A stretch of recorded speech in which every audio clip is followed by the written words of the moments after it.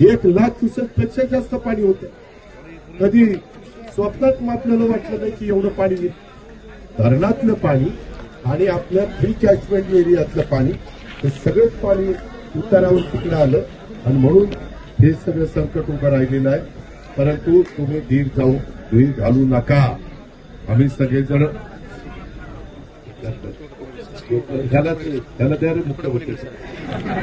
आम्हाला कळतंय ना, आम्ही काही इथे गोट्या खेळायला आलोय. त्याला एवढं सकाळी 6ला सुरू केलं बाळा मी करमळ्याला.